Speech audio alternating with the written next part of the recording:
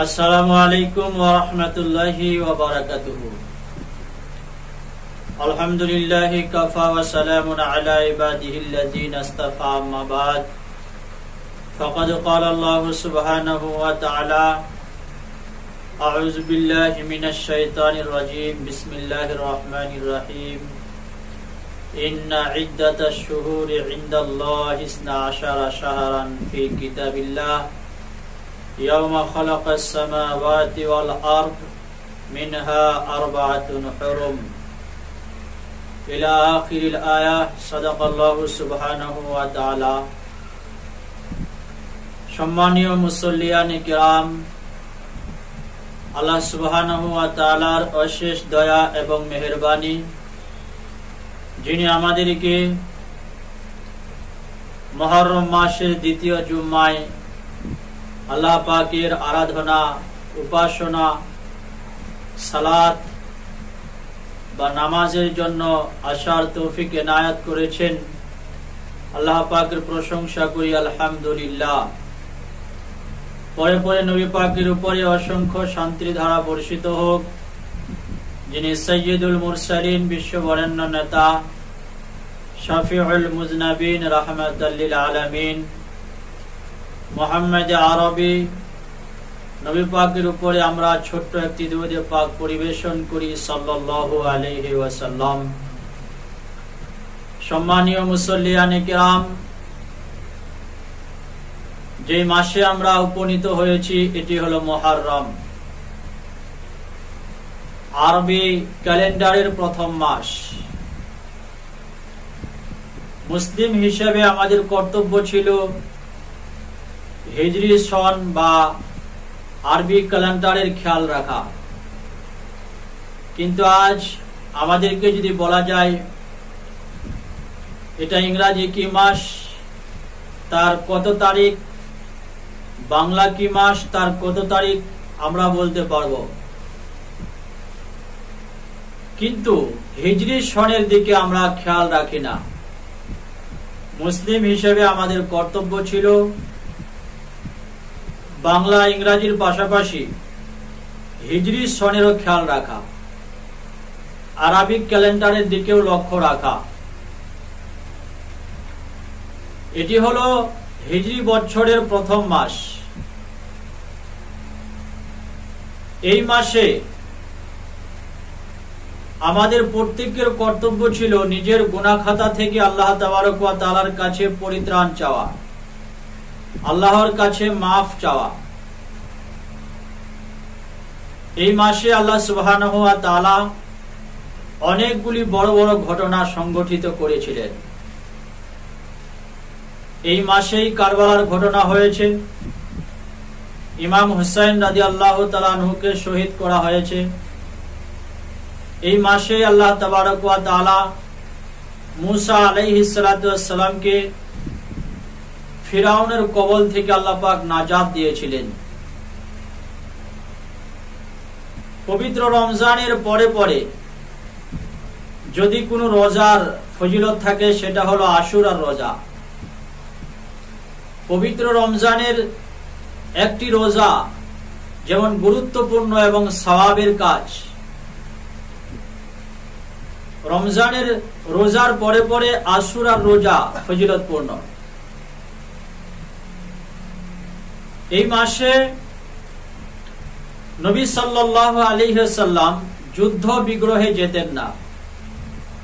ইসলামের যত যুদ্ধ হয়েছে, যত লড়াই হয়েছিল, কোন লড়াইয়ে নবী সাল্লাল্লাহু আলাইহি ওয়াসাল্লাম নিজে গিয়েছিলেন, আবার কোন লড়াইয়ে নবীজি নিজে শামিল হননি, সাহাবায়ে কেরাম লড়াই সংগঠিত করেছিলেন। তো ইসলামের খাতিরে যত যুদ্ধ হয়েছিল, যত বিগ্রহ হয়েছিল, মুহররম মাসে কোনো যুদ্ধ বিগ্রহের কথা পাওয়া যায় না। এই মাসটি সম্মানীয়। শুধুমাত্র এই মাসটি নয়, ইসলামের 4টি মাসকে আল্লাহ পাক সম্মানিত করেছেন। আমি আপনাদের সামনে পবিত্র কোরআন থেকে একটি আয়াত পরিবেশন করেছি। আল্লাহ পাক সেখানে বলছেন, ইন্না ইদ্দাতাশ শুহুরি ইনদাল্লাহ ইসনা আশারা শাহরান ফি কিতাবিল্লাহ ইয়াওমা খালাকাস সামাওয়াতি ওয়াল আরদ। আল্লাহ পাক সূরা তওবার 36 নম্বর আয়াতে জানাচ্ছেন, নিশ্চয়ই আল্লাহ তাবারক ওয়া তাআলার কাছে গণনার দিক দিয়ে 12টি মাস রয়েছে। এই 12টি মাস তিনি আসমান জমিন যেদিন সৃষ্টি করেছিলেন, এই 12টি মাস তখনই আল্লাহ পাক সৃষ্টি করেছিলেন। ওয়া মিনহা আরবাআতুন হুরুম, এবং এই 12টি মাসের মধ্য থেকে 4টি মাসকে আল্লাহ সুবহানাহু ওয়া তাআলা ফজিলতপূর্ণ বানিয়েছেন, 4টি মাসকে আল্লাহ পাক মর্যাদা সম্পন্ন বানিয়েছেন। সেই 4টি মাস কি কি? এই 4টি মাস যদি আমরা জানতে চাই, তাহলে একাধারে আল্লাহ তাবারক ওয়া তাআলা 3টি মাস ফজিলতপূর্ণ করেছেন। একটি হলো জিলকাদ, 2 নম্বর হচ্ছে জিলহজ, আর 3 নম্বর হলো মুহররম। একাধারে 3টি মাসের কথা এসেছে। জিলকাদ অর্থাৎ যে মাসে আমরা কুরবানি করি, কুরবানির আগের মাসটি, যার নাম হলো জিলকাদ, এবং যে মাসে কুরবানি করি হজ সম্পন্ন হয় সেটা হলো জিলহজ, আর জিলহজের পরে এই মুহররম। এখানে 3টি মাস, এবং শাবানের আগে যে মাসটি আসে সেটা হলো রজব। এই রজব মাস, টোটাল 4টি মাসকে আল্লাহ সুবহানাহু ওয়া তাআলা ফজিলতপূর্ণ করেছেন এবং সম্মানিত করেছেন। এই মাসগুলোতে গুনাহের কাজ করা যাবে না, যুদ্ধ বিগ্রহে লিপ্ত হওয়া যাবে না, অন্যায় অত্যাচার জুলুম জেনা ব্যভিচার করা যাবে না। আমাদের কর্তব্য ছিল মুহররম আসার সাথে সাথে গুনাহ থেকে ইস্তেগফার করা, পাপ থেকে ইস্তেগফার করা, এবং বেশি বেশি করে ইবাদতে মনোনিবেশ করা। কিন্তু আমরা এই মুহররমকে সামনে করে তাজিয়া, গোল, গান বাজনা থেকে শুরু করে অনেক কিছু আমরা অত্যাচার করে ফেললাম, জুলুম করে ফেললাম। নফসের উপরে, নিজের দেহের উপরে ছুরি মেরে, চাবুক মেরে, শরীর থেকে রক্ত প্রবাহিত করে আমরা অনেক কিছু করলাম। কিন্তু এই মুহররম থেকে আমাদেরকে শিক্ষা নেওয়ার দরকার, এই আশুরা থেকে আমাদেরকে শিক্ষা নেওয়ার দরকার, যেই মাসে আল্লাহ তাবারক ওয়া তাআলা অনেক বড় বড় ঘটনা সংগঠিত করেছিলেন। এবং এই মুহররমে হযরত হুসাইন রাদিয়াল্লাহু তাআলা আনহুকে শহীদ করা হলো। কেন শহীদ করা হলো? তিনি কেন শহীদ হয়ে গেলেন? এগুলো আমাদের শিক্ষা নেওয়ার দরকার রয়েছে।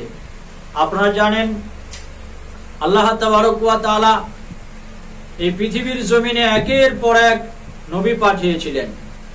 বিশ্বনবী মুহাম্মদুর রাসূলুল্লাহ সাল্লাল্লাহু আলাইহি ওয়াসাল্লাম অনেক অত্যাচার, অনেক অনাচার, অনেক জুলুম বরদাস্ত করে আল্লাহ নবী সাল্লাল্লাহু আলাইহি সাল্লাম জমিনের বুকে ইসলাম কায়েম করেছিলেন।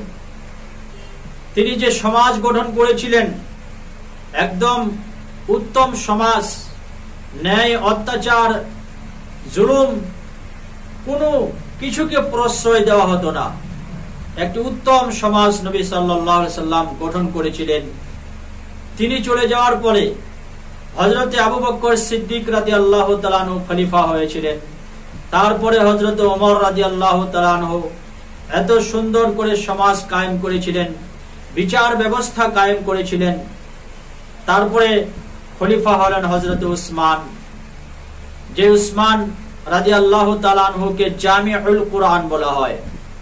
কোরআন শরীফ বর্তমান যেভাবে আমরা কোরআন দেখতে পাই, একত্রিত ভাবে কাগজের কোরআন, এভাবে তো আর কোরআন শরীফ নাজিল হয়নি।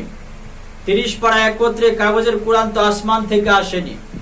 আল্লাহ তাবারক ওয়া তাআলা একটু একটু করে, অল্প অল্প করে, জাতির প্রয়োজন মাফিক যখন যেটার প্রয়োজন হতো আল্লাহ সুবহানাহু ওয়া তাআলা তখন সেটাকেই নাজিল করেছিলেন।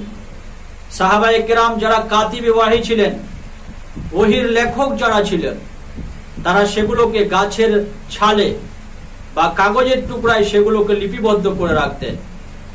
হযরতে আমিরে মুয়াবিয়া তিনি একজন কাতিবে ওয়াহি ছিলেন, ওহি লিখার সাহাবা। কোরআন শরীফ একত্রিত করা হয়েছিল হযরতে উসমান রাদিয়াল্লাহু তাআলা আনহুর শাসন আমলে, সেজন্য তাকে বলা হয় জামিউল কুরআন, কুরআন একত্রিতকারী। হযরতে উসমানের পরে যিনি খলিফা হয়েছিলেন তিনি হচ্ছেন হযরতে আলী রাদিয়াল্লাহু তাআলা আনহু।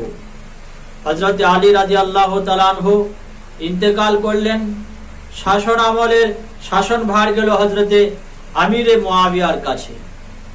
আমিরে মুয়াবিয়া যেদিন ইন্তেকাল করছেন, ইন্তেকাল করার সময় সেখানকার তখনকার যে রীতি রেওয়াজ ছিল, তখনকার যে নিয়ম ছিল, যে যখন খলিফা মারা যাবেন, খলিফা মারা যাওয়ার সময় পরবর্তী খলিফা কে হবেন তার নাম প্রকাশ করতে হবে।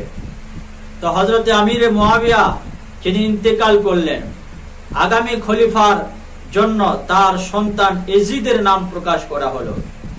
এজিদের নাম যখন প্রকাশ করা হলো, হযরতে আমিরে মুয়াবিয়া রাদিয়াল্লাহু তাআলা আনহু ইন্তেকাল করলেন। ইন্তেকাল করার পরে এজিদ মদিনার সিংহাসনে বসলো। এজিদ সিংহাসন দখল করলো। সে জামানায় যে বড় বড় সাহাবারা ছিলেন, আব্দুল্লাহ ইবনে মাসউদ, আব্দুল্লাহ ইবনে ওমর রাদিয়াল্লাহু তাআলা আনহু, আব্দুল্লাহ ইবনে জুবাইর, বড় বড় সাহাবারা, নবীজির সাহাবা, এরা এজিদের ক্ষমতা মেনে নিতে পারছিলেন না। এজিদ ছিল আমলের দিকে কাঁচা, নবীজির যে আদর্শ তার মধ্যে ছিল কম, কোরআনের যে আইন কানুন তার মধ্যে ছিল না। এই জন্য নবীজির এই বড় বড় সাহাবারা এজিদের শাসনামল, এজিদের শাসনকাল মেনে নিতে পারছিল না। এজিদকে কোনো মতেই তারা মানতে পারছিল না। শেষমেশ কি হলো, কিভাবে হযরতে হুসাইন এবং এই বড় বড় সাহাবাদেরকে কিভাবে রাস্তা থেকে হাঁটিয়ে দেওয়া হয়, কিভাবে হাঁটিয়ে দেওয়া যায় তার চিন্তা ভাবনা চলছিল।